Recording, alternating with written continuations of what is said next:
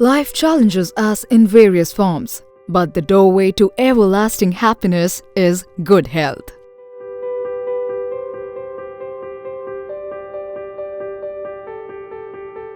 Welcome to HCG NCHRI Cancer Care Center, Nagpur, India's first comprehensive cancer care center with the best state-of-the-art technology, matching the global standards. HCG NCHRI cancer hospital की ओर से मैं doctor Suchitra Mehta आप सभी का हार्दिक स्वागत करती हूँ। HCG NCHRI hospital ये 2017 से कैंसर की सेवा में कार्यरत है।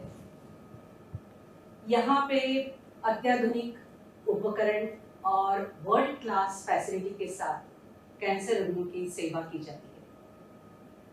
यहाँ जैसे surgical oncology, medical oncology, radiation oncology और हीमेटो ऑन्कोलॉजी जिसमें हम बोन मैरो ट्रांसप्लांट भी करते हैं, ये सब फैसिलिटीज उपलब्ध है। एचसीजी कैंसर हॉस्पिटल में ट्रीटमेंट के साथ साथ कैंसर प्रिवेंशन और उसके अवेयरनेस प्रोग्राम्स भी अरेंज किए जाते हैं। कोई भी कैंसर हो, किसी भी अवयव का कैंसर हो, उसकी जांच, उसका निदान, उसकी ट्रीटमेंट सही तरह से की जाती है। अक्टूबर महीना जो है ये पूरे विश्व में ब्रेस्ट कैंसर अवेयरनेस मंथ करके मनाया जाता है। इसकी शुरुआत यूनाइटेड स्टेट्स ऑफ अमेरिका में 1985 में हुई।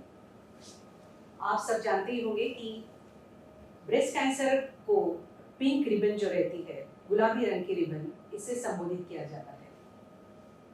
एचसीजी कैंसर हॉस्पिटल हमेशा हर महीने में जो कैंसर के बारे में अवेयरनेस करती है और उसके बारे में प्रोग्राम्स लेती है। जैसे पिछले महीने हमने प्रोस्टेट कैंसर के बारे में अवेयरनेस प्रोग्राम लिया और ये प्रोग्राम के पहले हमने लिया मल्टीपल माइलोमा जो बोन का कैंसर है, उसके बारे में हमने अवेयरनेस प्रोग्राम लिया। अक्टूबर महीना ये ब्रेस्ट कैंसर के लिए डेडिकेटेड है, इसलिए हमारे साथ एचसीजी कैंसर हॉस्पिटल की पूरी एक्सपर्ट टीम यहाँ मौजूद है जो आपके साथ बात करेंगे। मैं उनको कुछ प्रश्न पूछूंगी और वो हमें एक्सपर्ट एडवाइस देंगे। आप जानते ही हैं कि कैंसर का प्रमाण पूरे विश्व में बहुत तेजी से बढ़ रहा है। महिलाओं की बात किए तो स्तन का कैंसर यानी ब्रेस्ट कैंसर नंबर 1 पे है। तो चलिए आज हम बात करते हैं ब्रेस्ट कैंसर के ऊपर, जान लेते हैं इसके बारे में सब कुछ। मेरे साथ मौजूद है doctor Ajay Mehta. He is director और head of surgical oncology HCG cancer hospital. Doctor Nikhil Pandey ये है मेडिकल ऑन्कोलॉजिस्ट और डॉक्टर वैभव सोनवानी ये है रेडिएशन ऑन्कोलॉजिस्ट। तो मेरा पहला सवाल डॉक्टर मेहता के लिए है कि क्या ये सच है कि ब्रेस्ट कैंसर का प्रमाण बहुत तेजी से बढ़ रहा है? ये तो सही है कि कैंसर का प्रमाण सच बहुत बढ़ रहा है और आज अगर हम देखेंगे तो 12 से 15 लाख नए कैंसर के पेशेंट्स हम हर साल देखते हैं और अगर 6 लाख पेशेंट्स अगर लेडीज में पाया जाता है पर ईयर, तो ब्रेस्ट कैंसर का प्रमाण ऑलमोस्ट 25% है। 25% का अर्थ यह होता है कि कम से कम 2000 पेशेंट्स पर डे ये ब्रेस्ट कैंसर के हम नए डिटेक्ट होते हैं। सबसे दर्दनाक बात यह है कि आज भी 2020 में ऑलमोस्ट 70% ये ब्रेस्ट कैंसर के पेशेंट्स हम बहुत लेट स्टेज में देखते हैं, यानी स्टेज 3 और स्टेज 4 में। तो सबसे इम्पोर्टेंट बात यही है कि अवेयरनेस होना चाहिए और दूसरी बात ये भी है कि अर्ली डिटेक्शन के ये अवेयरनेस की वजह से भी ये कैंसर्स काफी मात्रा में डिटेक्ट हो रहे हैं। डॉक्टर निखिल, क्या आप बता सकते हैं कि ब्रेस्ट कैंसर होने के मुख्य कारण क्या है? ब्रेस्ट कैंसर एक ऐसी चीज़ है जिसका प्रमुख कारण हम ठीक तरह से खोज नहीं पाए हैं। बहुत सारी चीज़ें हैं जो हमें ब्रेस्ट कैंसर होने के संभावनाएं बढ़ाती है। इन चीज़ों में बहुत से कारण हैं, बट खासकर आजकल जो ज़्यादातर सामने आ रहा है उसमें अर्ली एज ऑफ मेनार्क मतलब आपके मेंसेस जल्दी चालू होना, लेट एज ऑफ मेनोपॉज मतलब ज़्यादा टाइम मेंस्ट्रुएटिंग रहना लेडीज़, ब्रेस्ट फीडिंग लेट चालू करना और लेस नंबर ऑफ चिल्ड्रन मतलब less breast feeding in the ये। उनमें आनुवांशिकता का भी बहुत ये है, जिसमें अगर आपके पेरेंट्स में आपके मदर या आंट में ब्रेस्ट कैंसर हुआ है तो निश्चित आपकी संभावनाएं ब्रेस्ट कैंसर होने की बढ़ जाती है। इसी तरह अगर आप में पहले कुछ बिनाइन कंडीशंस भी ब्रेस्ट कैंसर के हुए हैं तो आप में लेटर ऑन ब्रेस्ट कैंसर होने की संभावनाएं बढ़ जाती हैं। सबसे महत्वपूर्ण मैं बताना चाहूँगा, बट विच लोग उसे इग्नोर करते हैं, कि ओबेसिटी भी एक ब्रेस्ट कैंसर होने की, मोटापा वो भी एक ब्रेस्ट कैंसर होने की प्रमुख वजह है आज के एरा में। और कुछ ऐसे एडिक्शंस जैसे टोबैको है या फिर अल्कोहल है, उसका कोई संबंध है? Ma'am, tobacco and alcohol directly breast cancer से ये नहीं है, but tobacco and alcohol are related to various other problems जिनकी वजह से ब्रेस्ट कैंसर बढ़ सकते हैं। प्रमुखतः मोटापा बढ़ाने में भी अल्कोहल बहुत कारगर साबित किया गया है, but as such direct relation दोनों में अभी तक नहीं मिला है। और हम सुनते हैं कि जैसे ओरल कॉन्ट्रासेप्टिव पिल्स, वो भी काफ़ी महिलाएं विदाउट एनी एडवाइस खुद लेती है, तो ये भी कुछ कारण है या फिर? मैम, ये थोड़ा कंट्रोवर्शियल टॉपिक रहा है अभी तक कि ओरल कॉन्ट्रासेप्टिव पिल से ब्रेस्ट कैंसर के रेट्स बढ़ते हैं या नहीं हैं। निश्चितता जो पहले जो ओरल कॉन्ट्रासेप्टिव पिल मिलते थे उनमें ईस्ट्रोजन का प्रमाण बहुत ज़्यादा होता था, जिसके कारण डायरेक्टली वो ब्रेस्ट कैंसर से रिलेटेड थे। बट आज के जो newer generation of OC pills है, मतलब ओरल कॉन्ट्रासेप्टिव पिल्स है, उनमें उनसे ब्रेस्ट कैंसर बढ़ने की संभावनाएं ना के बराबर है। At the same time post menopausal ladies में जो वो हार्मोन सप्लीमेंट्स लेते हैं वो पहले निश्चितता ब्रेस्ट कैंसर में का कारण बनते थे, बट अभी उसमें भी चेंजेस आ गए हैं जो हार्मोनल ये कम हुए हैं। एंड रूटीनली जो हर लेडीज़ को पहले पोस्ट मेनोपॉजल में हार्मोन सप्लीमेंट्स दिया जाता था उसका प्रमाण भी कम हुआ है, तो वो भी एक कारण जो पहले बहुत ज़्यादा होता था अभी बहुत कम हो गया है। डॉक्टर बेहनू, हम हमेशा कंपेयर करते हैं कि develop country, under develop country या डेवलपिंग कंट्री, तो क्या कैंसर में भी ये कुछ आप असमानता देखते हैं डेवलपिंग कंट्री और अंडर डेवलप कंट्री में? मैम, जैसे हम सब जानते हैं we are almost developing nation moving on, हम लोग डेवलप कंट्री होने ही वाले, बट फिर भी डेवलप नेशंस और डेवलपिंग नेशन लाइक हमारा जो है उसमें ब्रेस्ट कैंसर का इंसिडेंस जो है मैम ऑलमोस्ट सिमिलर है। हमारा बस पैटर्न थोड़ा डिफरेंस है, क्योंकि डेवलप कंट्रीज़ में अवेयरनेस ज़्यादा है, एजुकेशन लेवल ज़्यादा है, इवन जो महिलाएं हैं वो अपनी स्वास्थ्य के प्रति ज़्यादा जागरूक हैं, तो उन्हें मालूम है कि जब स्तन कैंसर का रिस्क उनकी पर्टिकुलर कैटेगरी में अगर ज़्यादा है, जैसे उनकी परिवार में किसी को है, मोटापा है और कुछ हार्मोनल ट्रीटमेंट हुआ है, तो दे आर अवेयर कि हमें अपने आपको ब्रेस्ट कैंसर के लिए एग्जामिन करना है, जो बहुत ही सिंपल टर्म है सेल्फ ब्रेस्ट एग्जामिनेशन। तो वहाँ की महिलाएं बहुत रिलीजियसली उनको फॉलो करती हैं, तो अर्ली ब्रेस्ट कैंसर वहाँ ज़्यादा पिकअप होते हैं। हाउएवर जैसे सर ने अभी अजय सर ने हमें बताया कि हमारे यहाँ 3rd स्टेज और 4th स्टेज में सारी महिलाएं हैं, तो हमारा इंसिडेंस जो है ऑलमोस्ट सिमिलर है वेस्ट के मुकाबले, बट हम लोग लेट स्टेज कैंसर ज़्यादा देखते हैं। हाउएवर इंसिडेंस जो है दोनों ही नेशंस में बराबर है। और एज के हिसाब से हम देखें तो क्या हमारे यहाँ कुछ एज डिफरेंस है? जैसे हमारे यहाँ कुछ यंग पॉपुलेशन में? मैम, सो वेस्ट कंट्री में यूजली यंगर पेशेंट्स ज़्यादा डेवलप होते हैं। हमारे यहाँ almost unfortunately it is more people जो 40 साल से ऊपर है उनमें ज़्यादा डिटेक्ट होता है, बट अभी हमारे यंगर पेशेंट में भी इंसिडेंस धीरे धीरे ज़्यादा बढ़ रहा है।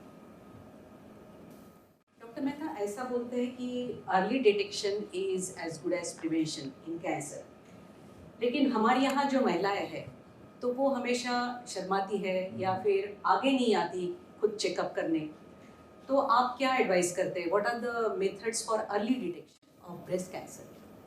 मैं तो इस बात पे स्ट्रेस दूंगा कि सबसे इम्पोर्टेंट है महिला खुद। अगर वो खुद के स्तन का सेल्फ ब्रेस्ट एग्जामिनेशन से एग्जामिन करती है, जैसा हम एडवाइस करते हैं कि 25 साल के बाद, 30 साल के बाद, महीने में एक बार, चौथे या पांचवें दिन, छठवें दिन माहवारी के बाद, जबकि ब्रेस्ट टेंडर नहीं रहती, दर्द नहीं होता है, नहाते समय अगर वो अपने ब्रेस्ट का सेल्फ एग्जामिनेशन करती है तो सबसे पहले अगर डिटेक्ट हो सकता है तो वो महिला खुद अपने स्तन में कुछ इरेगुलरिटी, कहीं कुछ लंप, कहीं गठान या कुछ अलग महसूस कर सकती है। How to do a self breast exam. Once a month, 2 to 3 days after your period. Step 1. Examine one breast and an armpit with raised arm. Use finger pads with massage oil or shower gel. Move your fingers to look for lumps, swelling, or thickening by gliding your fingers up and down, in wedges, and in circular motion. Step 2. Stand in front of a mirror and look for lumps or skin dimpling, change in skin color and texture, nipple deformation, color change, or any fluid leaks. Step 3. Repeat the same with the other side. Remember, early detection is the key to avoid risks of breast cancer. कई बार हमने देखा कि महिला खुद आके हमें बताती है कि भाई मेरे स्तन का स्किन, ऊपर का चमड़ा थोड़ा सा थिक हो चुका है, और बहुत बार हम जब देखते हैं तो हम नहीं वो डिफरेंशिएट कर पाते।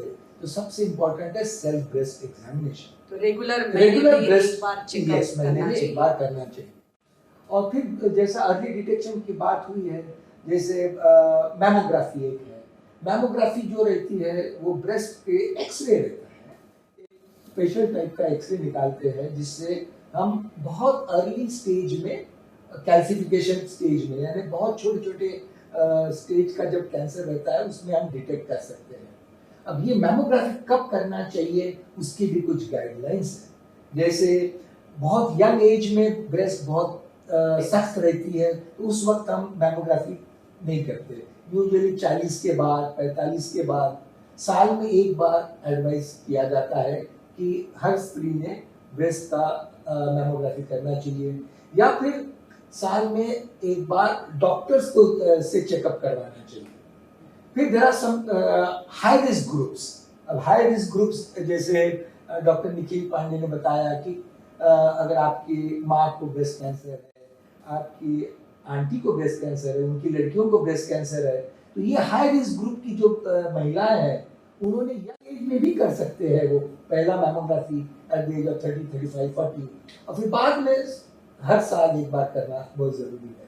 तो ये अर्ली डिटेक्शन डॉक्टर के एडवाइस के अनुसार वो करना चाहिए हर साल या फिर 2 साल में एक दो बार। साल में एक बार तो डॉक्टर ने भी चेकअप करना जरूरी है।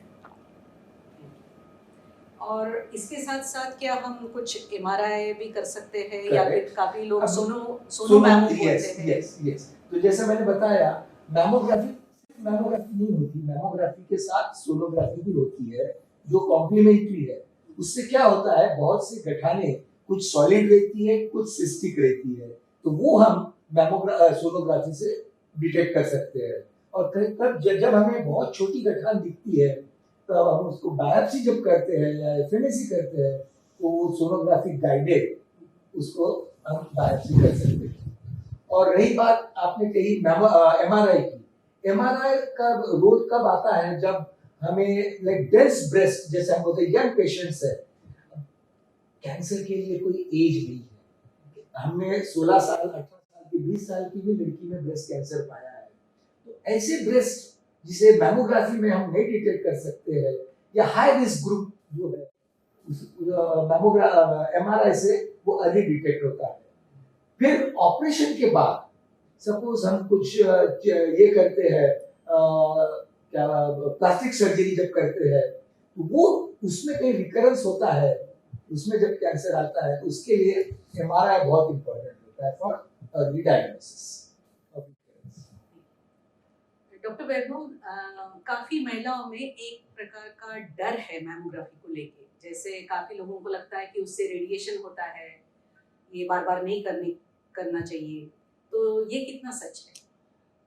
मैम, आजकल के ज़माने में तकनीक इतनी रिफाइन हो चुकी है कि एक्सरे के कारण जो एक्सपोजर है इन मशीनों में नेग्लिजिबल है, बहुत ही सेफ है। और जैसे सर ने अभी हमें बताया कि सिर्फ एक्सरे ही नहीं है एक माध्यम एग्जामिन करने का, हर सिनारियो के आधार पर आप डिसाइड करते हैं कि आप अल्ट्रासाउंड यूज़ करेंगे या MRI यूज़ करेंगे या एक्सरे यूज़ करेंगे। आज की तारीख में एक्सरे, सोनोग्राफी और MRI तीनों बहुत ही सेफ प्रोसीजर है। अगर इनमें आपके स्वास्थ्य के लिए बार बार भी उपयोग करना पड़े, इस पर कोई नुकसान नहीं है। डॉक्टर मेहता, काफ़ी बार ऐसे हमको सुनने में आता है कि जैसे महिलाओं को ये पॉसिबल होता है कि ब्रेस्ट में कुछ गड़बड़ है, ये खुद डिटेक्ट कर लेती है, लेकिन समझता नहीं है कि किसके पास जाना। So what is the best treatment and where she should go? कहाँ पे उन्होंने किसको उन्होंने कंसल्ट करना चाहिए? जैसा मैंने बताया, सबसे पहले तो उनका प्राइमरी जो फिजिशियन रहता है, डॉक्टर रहता है, वो उनके पास जाना चाहिए।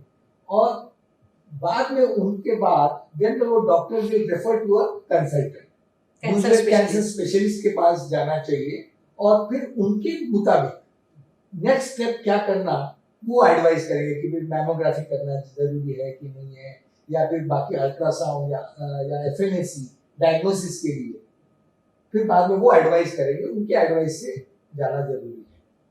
और ट्रीटमेंट की बात की तो विच ट्रीटमेंट इज बेटर, यानी ऑपरेशन करना चाहिए कि रेडिएशन देना चाहिए कि मेडिकल इससे ट्रीट करना, कीमोथेरेपी देना चाहिए? ये आपने बहुत अच्छा क्वेश्चन पूछा। But before treating any cancer, सबसे पहले इंपॉर्टेंट रहता है स्टेजिंग। कौन से स्टेज का कैंसर है? कैंसर हम 4 स्टेजेस में डिवाइड करते हैं, first stage, second stage, third stage और फोर्थ स्टेज। और उसके लिए काफी हमें इन्वेस्टिगेशन करना पड़ता है। बहुत बार पेशेंट को लगता है अब कैंसर का डायग्नोसिस हो गया, अब डॉक्टर साहब आप हमारा ऑपरेशन कीजिए, तो वैसा नहीं होता है। हमें उन्हें बताना पड़ता है कि डायग्नोसिस तो हो गया, अब हमें स्टेज देखना है, कौन से स्टेज का है, फर्स्ट है, सेकेंड है। अब उसके लिए कुछ टेस्ट रहती है। अभी जैसे अत्याधुनिक नए टेस्ट आ गए जिसे हम कहते हैं पेट सीटी स्कैन्स है या CT स्कैन्स है, MRIs है, तो उससे हमें पता चलता है कि ब्रेस्ट कैंसर कहाँ गया। अब जैसे मैं बताऊंगा 4 जगह जाता है यूजुअली। ये जा सकता है फेफड़ों में, लंग्स में, या जा सकता है लीवर में, या बोन्स में यानी हड्डियों में जा सकता है, या ब्रेन में जा सकता है। ये अगर ये 4 जगह अगर ये कैंसर गया तो वो स्टेज 4 हो जाता है। तो यूजुअली कैंसर का ऑपरेशन अर्ली स्टेज में ही होता है, उसके लिए हमें स्टेज करना बहुत जरूरी है। अब रही बात स्टेजिंग की, अगर हम कैंसर का बहुत प्रथम अवस्था में, जिसे हम कहते हैं कि फर्स्ट स्टेज में हम डिटेक्ट करते हैं 1 सेंटीमीटर 2 सेंटीमीटर का ट्यूमर, तो उसके लिए पूरा स्तन निकालने की जरूरत नहीं है। आपने बहुत बार सुना होगा कि ऑर्गन रिजर्विंग सर्जरी यानी breast conservation surgery is the same, in fact the results are same as compared to complete removal। तो बहुत बार लोगों को गलत फहमी रहती है कि हमने बहुत छोटी सर्जरी की तो शायद हमने कम सर्जरी की, नहीं, फिर उसके बाद हम उसे रेडिएशन या फिर कीमोथेरेपी देके ठीक करते हैं। तो कैंसर की ट्रीटमेंट जैसे हमने बताया, फर्स्ट बहुत अर्ली है तो ब्रेस्ट कंजर्वेशन होता है, या फिर अगर ऐसी जगह पे स्थित है जहाँ पे हम ब्रेस्ट कंजर्वेशन नहीं कर पाते तो फिर पूरा स्तन निकालना पड़ता है, जिसे हम मैस्टेक्टोमी कहते हैं। डॉक्टर निखिल, कीमोथेरेपी हर पेशेंट में दी जाती है क्या, और किस प्रकार की रहती है, क्या क्या उसके साइड इफेक्ट्स है, हमको आप डिटेल में बताएं। मैम, ये बहुत अच्छा प्रश्न है कि लोग कीमोथेरेपी को बहुत अलग अलग नामों से भी जानते हैं। मैंने ये भी सुना है कीमोथेरेपी एक प्रकार का जहर है जो आपको सलाइन द्वारा दिया जाता है। तो ये सब गलतफहमी है जो काफ़ी ये है। कीमोथेरेपी मतलब कैंसर के लिए दी जाने वाली आपकी दवाइयाँ, चाहे वो इंजेक्शंस में हो, चाहे वो ओरल्स हो, या फिर जैसे आपके डॉक्टर डिसाइड करें। तो बहुत प्रकार के कैंसर है, उनके बहुत प्रकार के कीमोथेरेपी है। निश्चितः जैसे सर ने बताया कि अगर बहुत छोटा ट्यूमर है, अगर लेस देन 1 सेंटीमीटर है, वो हार्मोन पॉजिटिव डिसीज़ है, तो इन चीज़ों में कीमोथेरेपी अवॉइड की जा सकती हैं। पर मोस्ट ऑफ द टाइम्स जहाँ पे हमारे देश में जब कैंसर मिलते हैं, तो मोस्ट ऑफ द टाइम हम second and third stage onwards ही देखते हैं। तो उनमें ऑलमोस्ट हर औरतों को ब्रेस्ट कैंसर की कीमोथेरेपी लगेगी। पर that side chemotherapy breast cancer में इतनी रिफाइंड हो गई हैं, और इवन स्टेज 4 के लिए इतने नए नए प्रकार के थेरेपीज़ आ गए हैं। तो कीमोथेरेपी को छोड़ के एक हार्मोनल थेरेपी, टारगेटेड थेरेपी और इम्यूनोथेरेपी भी ब्रेस्ट कैंसर में आ गई है, जिसके साइड इफ़ेक्ट्स मिनिमल हैं, जिसके साइड इफ़ेक्ट्स बहुत कम है। और निश्चित आपके डॉक्टर से जब आप बात करेंगे, आपके जो ट्रीटिंग फिजिशियन है, जो मेडिकल ऑन्कोलॉजिस्ट हैं, जब हम उनसे बात करेंगे कि उनके और क्या ऑल्टरनेटिव्स हैं, तो वो आपको पूरे ऑल्टरनेटिव समझाएंगे। अभी जो स्टैंडर्ड ब्रेस्ट कैंसर में दी जाने वाली कीमोथेरेपी है, उसके बहुत ज़्यादा साइड इफ़ेक्ट्स नहीं हैं। पर आपके डॉक्टर का ये मतलब कर्तव्य है या फ़र्ज़ है कि आपको सब वर्स्ट केस सिनेरियोज भी बता दिए जाए, ताकि आपको अगर कल जाके प्रॉब्लम उठी तो आपको मालूम होना चाहिए कि क्या किया जाए। तो इसीलिए बहुत लोग बहुत घबरा जाते हैं कि डॉक्टर ने ऐसा बोला, हम कीमोथेरेपी नहीं लेंगे, या हम अवॉइड कर सकते हैं, या फिर दूसरा ये होता है कि अगर कीमोथेरेपी जहर ही देना है तो आदमी उसी से क्यों मर जाए।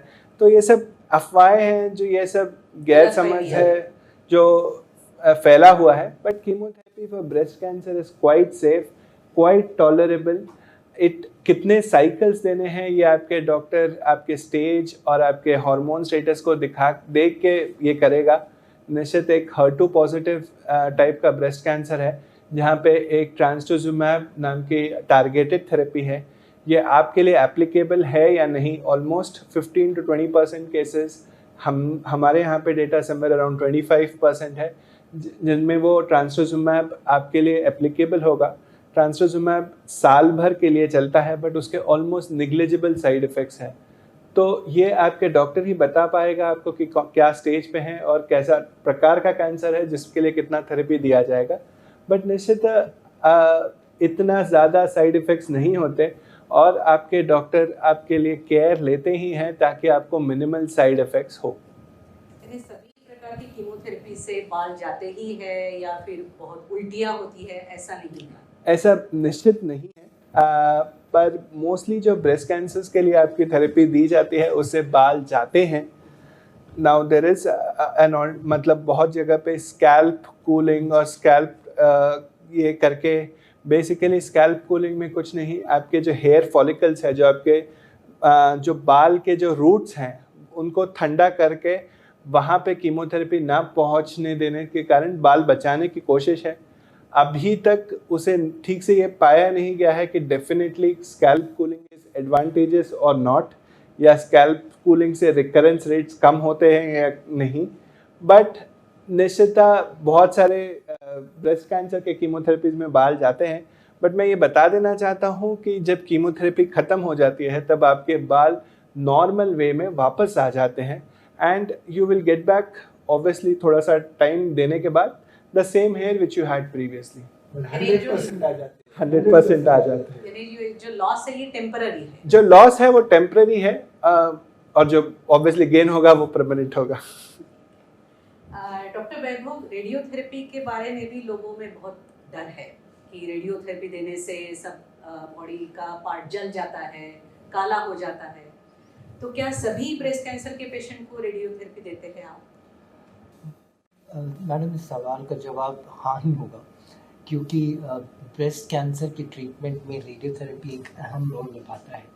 जैसे सर ने अभी मेंशन किया, ब्रेस्ट कॉन्जर्वेशन सर्जरी 100% पेशेंट में ब्रेस्ट कॉन्जर्वेशन सर्जरी के बाद रेडियोथेरेपी का उपयोग होगा ही होगा। रेयरली ऐसा होता है कि ब्रेस्ट कैंसर के ट्रीटमेंट में रेडिएशन का उपयोग नहीं होता। Now, जैसे आपने कहा मैम कि पेशेंट्स में बहुत डर है रेडिएशन को लेके, बट ये जो डर है मैम, ये उनके पुराने एक्सपीरियंस की वजह से है। पुराने समय में जो ट्रीटमेंट उन्होंने मरीज़ों का देखा है, उसे देख के उनकी क्या हाल हुए हैं, तो वो एक डर बैठा हुआ है। बट मॉडर्न समय की जो रेडिएशन सिस्टम है, जो रेडिएशन मशीन है, वो इतने एडवांस हैं कि इस प्रकार के प्रॉब्लम्स अब नहीं देखे जाते। बट लोगों के मन से डर निकालने के लिए थोड़ा समय लगेगा। जब वो देखेंगे कि आज की तारीख में जब हम रेडिएशन थेरेपी देते हैं ब्रेस्ट कैंसर्स के लिए, वो कितनी सेफ है। पहले जो मशीनें हुआ करती थी वो बहुत ही पुराने टाइप की थी, पुरानी मशीनें थी, उनमें उतनी तकनीक नहीं थी। कोबाल्ट मशीन हुआ करती थी। आजकल तो हम लोग कोबाल्ट मशीन यूज़ भी नहीं करते इस प्रकार के ट्रीटमेंट के लिए। सिर्फ स्किन ही नहीं मैम, कोबाल्ट पुराने सिस्टम में हमारे जो लंग्स होते हैं, जो कि छाती के नीचे हैं, वो बहुत ज़्यादा डैमेज हो जाते थे। और स्पेशली लेफ़्ट साइड जो बाएं तरफ की ब्रेस्ट कैंसर है, उसमें हृदय पे भी बहुत नुकसान हुआ करता था। तो स्किन तो सिर्फ दिखता है, बट इसके अलावा लंग्स और जो हार्ट है, वो पुराने सिस्टम में बहुत डैमेज हुआ करते थे। बट जैसे मैंने अभी कहा कि अभी मॉडर्न सिस्टम इतना सुरक्षित है कि पेशेंट्स को एक्चुअली ब्रेस्ट कैंसर के ट्रीटमेंट में रेडियोथेरेपी सबसे लीस्ट ट्रबलिंग है।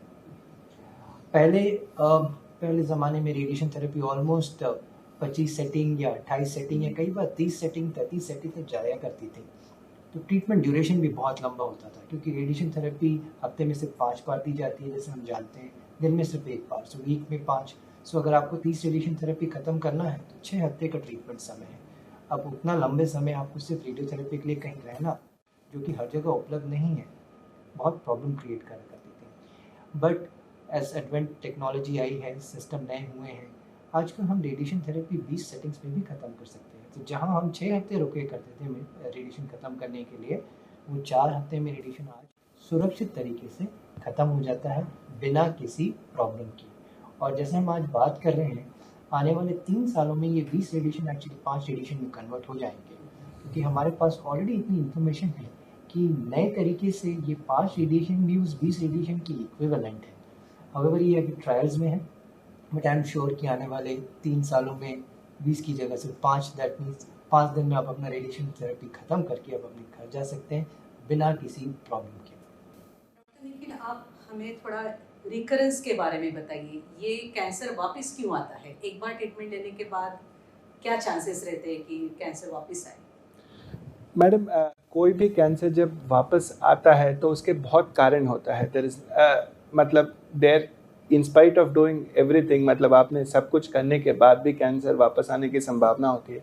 बट मुख्यतः ये डिपेंड करता है कि आपको कैंसर का स्टेज क्या था, आपका लिम्फ नोड मतलब लिम्फेटिक सिस्टम, मतलब बगल के नीचे गठाने थी या नहीं थी ब्रेस्ट कैंसर के लिए, आपका कैंसर का हार्मोनल स्टेटस, ईस्ट्रोजन और प्रोजेस्टेरॉन नाम के 2 रिसेप्टर्स होते हैं, आपका वो स्टेटस क्या था, आपको हार्मोनल थेरेपी दी गई थी कि नहीं दी गई थी, आपने वो कंप्लीट की थी एज पर रूल या नहीं किए थे। एक HER2 जैसे मैंने पहले बताया, जिसके लिए ट्रांसटुजिमैब नाम की थेरेपी आती है, आपने वो ली थी, इनएडिक्वेटली ली थी या नहीं ली थी, इन सब बहुत से सारे चीज़ों पे डिपेंड किया था। आपकी सर्जरी अच्छे से हुई थी नहीं हुई थी, आपने कीमोथेरेपी कंप्लीट किए थे, कीमोथेरेपी कितने दिनों बाद शुरू की थी, रेडिएशन थेरेपी मिला था नहीं मिला था, रेडिएशन थेरेपी देने में कोई डिलेस तो नहीं हो गए थे, या एडिक्वेट रेडिएशन दिया था या नहीं दिया था। तो मैडम, इन सब चीज़ों के बावजूद हम देखते हैं कि जो हार्मोन पॉजिटिव कैंसर है वो usually have a later age of recurrence, मतलब साधारणतः कभी हमने देखा है कि 7-8 साल बाद हार्मोन पॉजिटिव कैंसर्स वापस आ रहे हैं, इंक्लूडिंग 10 साल बाद, बट वो लिटिल लेटर रिकरेंसेस होते हैं। बट जो ट्रिपल नेगेटिव ब्रेस्ट कैंसर होते हैं और जो HER2 पॉजिटिव कैंसर होते हैं, उनमें रिकरेंसेस हमें जल्दी दिखाई दिए जाते हैं, जैसे 1-2 साल में या 3 साल में। तो ब्रेस्ट कैंसर के रिकरेंस रिस्क के लिए वेरियस स्कोर्स आ गए हैं, जिसके लिए आप अपने मेडिकल ऑन्कोलॉजिस्ट या सर्जिकल ऑन्कोलॉजिस्ट से बता पाएंगे आपको कि आपका जिस आप स्टेज में आए हो, जिस हार्मोन स्टेटस में आए हो, आपका रिकरेंस रेट क्या है और हम उसे कम करने के लिए क्या कर सकते हैं। पेशेंट ने हमेशा रेगुलर चेकअप करना चाहिए ऑपरेशन के बाद या फिर अपने ट्रीटमेंट के बाद? ये बहुत अहम बात है मैम कि हमें लगता है कि जब हमारे डॉक्टर ने बताया है कि आपका सर्जरी हो गया, आपका रेडिएशन हो गया, आपका कीमोथेरेपी हो गया, तो हमारी ट्रीटमेंट ख़त्म है और अभी हमें उस जगह जाने की ज़रूरत नहीं है।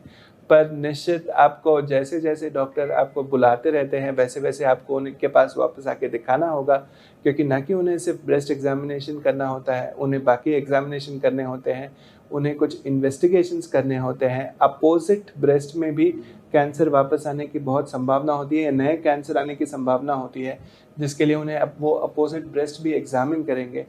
तो निश्चित आपके डॉक्टर्स जिस तरह से फॉलोअप के लिए बुलाते हैं आपको वो अटेंड करना होगा।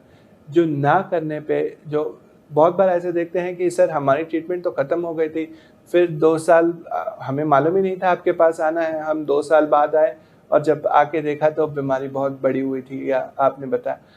तो इसी को अवॉइड करने के लिए जैसे जैसे आपके फॉलोअप डेट्स हैं उसे थोड़ा सा रेगुलरली फॉलोअप करना चाहिए। तो इसके साथ साथ एससीजी कैंसर हॉस्पिटल में साइको ऑन्कोलॉजी का भी एक डिपार्टमेंट है जहाँ पे पेशेंट का काउंसलिंग किया जाता है। और जैसे डॉक्टर साहब ने बताया कि हर टाइम डॉक्टर ने पेशेंट के साथ बात करना बहुत ज़रूरी है।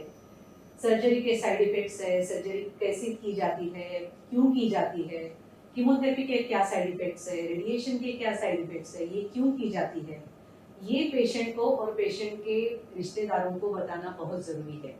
और इसके लिए एससीजी कैंसर हॉस्पिटल में एक साइको ऑन्कोलॉजी डिपार्टमेंट है जहाँ पे सोशल वर्कर है, साइको ऑन्कोलॉजिस्ट है, योगा थेरेपिस्ट है, डाइटिशियन है, फिजियोथेरेपिस्ट है।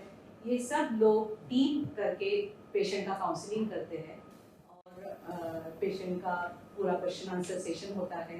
पेशेंट के मन में जो कुछ प्रश्न हो या फिर इश्यूज हो उनका निरसन किया जाता है। डॉक्टर मेहता, अभी जैसे अक्टूबर महीना चालू है तो एससीजी कैंसर हॉस्पिटल की ओर से आप क्या प्रोग्राम्स अरेंज करते हो या फिर आप क्या अवेयरनेस एक्टिविटीज़ करते हो? अभी तो ये कोरोना की वजह से हम कोई ये कैंप्स कर नहीं पा रहे, तो बहुत से वेबिनार्स भी हमने किए हैं जिसके द्वारा हम पेशेंट्स को अप्रोच करते हैं और पेशेंट्स पार्टिसिपेट करते हैं उसके द्वारा।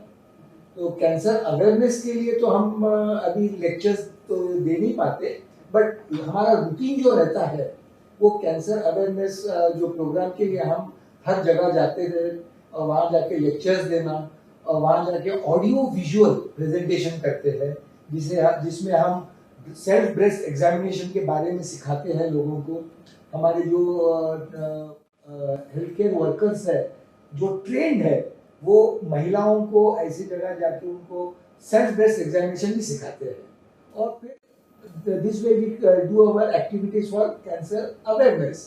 तो ब्रेस्ट कैंसर अवेयरनेस मंथ में हम मैमोग्राफी एक कंसेशनल रेट में भी हम करते हैं ताकि जो लो सोशियो इकोनॉमिक स्टेटा के जो पेशेंट्स है, जो लोग हैं, वो आके अपने ब्रेस्ट एग्जामिनेशन कर पाए। तो आपके हॉस्पिटल में कुछ ऐसी सुविधा है जिससे पुअर पेशेंट्स भी इसका लाभ उठा सकते हैं? हाँ जी, बिल्कुल है। वी हैव एक ऑर्गेनाइजेशन है जिसे हम फाउंडेशन कहते हैं। जो फाउंडेशन अगर बहुत गरीब पेशेंट है तो उसके लिए वो स्पॉन्सर भी करते हैं और मैमोग्राफी चेकअप्स ये सब हम फ्री में भी करा देते हैं उनके लिए। Thank you very much. At the end मैं सभी हमारे एक्सपर्ट्स को धन्यवाद देना चाहूँगी, शुक्रिया अदा करना चाहूँगी। आपने देखा कि हमारे एक्सपर्ट्स ने हमको बहुत ही सरल तरीके से ब्रेस्ट कैंसर के बारे में सब जानकारी दी और जो सच जानकारी है, सच मार्गदर्शन है, सही मार्गदर्शन है, वो उन्होंने हमको किया। तो एससीजी कैंसर हॉस्पिटल की ओर से मैं सभी को धन्यवाद देना चाहती हूँ और ये प्रोग्राम जो लोग देख रहे हैं उनको भी मैं धन्यवाद देना चाहती हूँ कि आज सब लोगों ने हमारा प्रोग्राम देखा और ज्ञान प्राप्त। Thank you.